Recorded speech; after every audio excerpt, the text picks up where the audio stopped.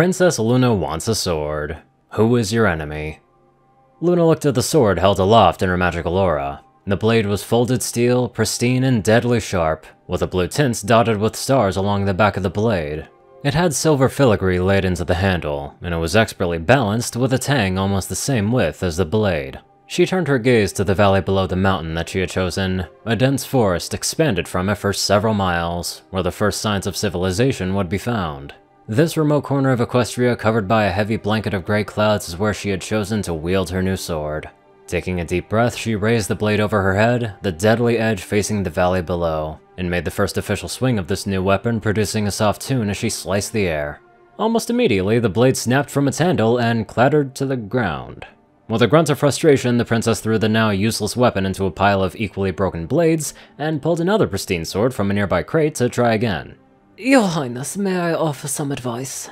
Quillian asked as he watched another of his masterworks shatter by the princess's swing.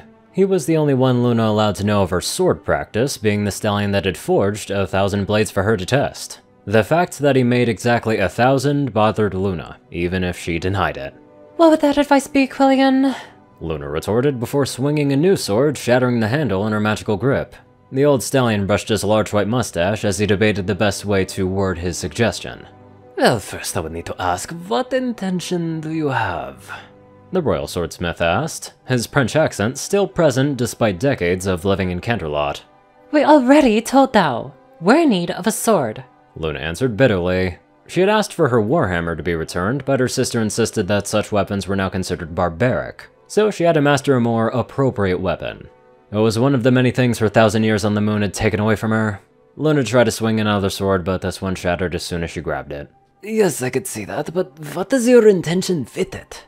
Quillian asked, before quickly moving to the side, sidestepping a piece of broken blade that flew past them. What else would we want a sword for? To protect our kingdom, our citizens, our sister, and the ones who saved me from— Luna's next sword survived the initial swing, but it vibrated so much that the blade started cracking, becoming useless. Yes, those are good intentions, Your Highness, Quillian said, brushing his mustache after sitting a bit further away from the princess. The real question I'm asking is, what do you intend to cut with it? Luna paused for a second just before her next swing.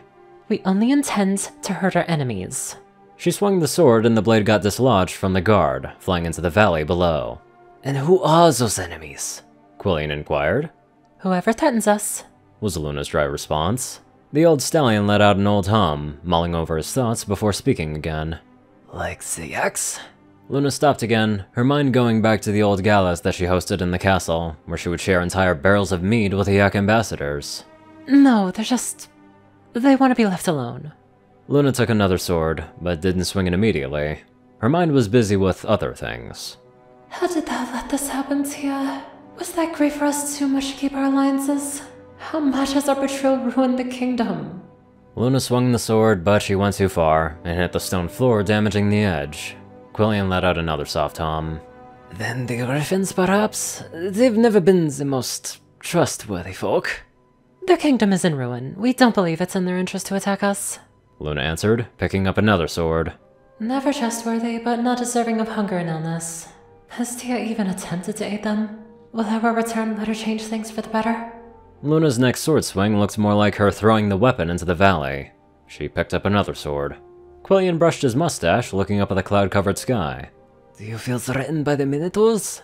No, Luna answered before swinging the sword, making it break again. The dragons? No. Swing, break. The zebras? No. Swing, break. The donkeys? No! Break. Then who is your enemy? As Luna picked up another sword, she saw it. The black coat, the sharp fangs, those slitted sapphire eyes. Luna swung the sword with full intent, and the soft tune was replaced with a rolling thunder as the magic coating the blade shot out in a small half-moon shape that expanded as it moved forward, before crashing into the valley below, destroying numerous trees as it cut deeply into the earth, leaving a small canyon-like fresh wound. Luna slowly lifted the blade, checking it for any damage. It was still pristine. It had survived. She finally had a sword. And then the blade exploded, sending shards of sharp metal towards her face. Your Highness, are you okay? Quillian shouted, quickly running up to the injured princess. We're okay. Luna used her magic to carefully pull out the pieces of shrapnel from her face. They had luckily missed her eyes. We thank thou for thy concern. Luna went to pick up another sword and try again, but Quillian placed one of his hooves on top of it. Would you please first hear my advice, Your Highness? The princess stared at the old stallion in the eyes, her dream magic allowing her a glance of his intentions. If he was worried, she would have pushed him away. If he was trying to prevent her from testing the sword, she would have sent him back to Candelot. But neither of those things were being reflected in his eyes. For a moment, Luna was reminded of her old instructor. Very well, she said, releasing her magical hold on the sword. What is this advice thou speak of? Quillian straightened himself, his old body letting out a few low pops. During all my years as a swordsmith, every sword I've made has either been hung as decoration or wielded by some rich kid wanting to play knight. It was the same with my father, and his father before him, and so on. Luna saw no shame or complaint in that statement. But at the end of that long line of fathers were blacksmiths that made all kinds of weapons for all kinds of purposes. Lances for war, heavy blades for executions, even warhammers for princesses. A small smile appeared on Luna's face. And those master blacksmiths had the sayings that applied to all of those weapons, and they passed it down for generations to me. Which was? Half of a weapon's purpose is in the hooves of the blacksmith. The other half is in the hooves of the wielder. Quillian looked at the swords in the crate, each tinted with the same starry night blue. I made these swords for you. One sword for each year you've spent in banishment. So it was on purpose, Luna said with a small twitch of her eye. I wanted to experience a fraction of the time that you spent there, to at least guess how you counted each year till you were freed. Quillian picked up one of the swords in his magic. That was the only way I could be certain that the next 1,000 would be correctly made for you. He then offered the sword to the princess. They're all your swords, but if you want them to be used to protect those that you care for, you must add the other half. Luna took the sword in her magic, looking at the weapon once more.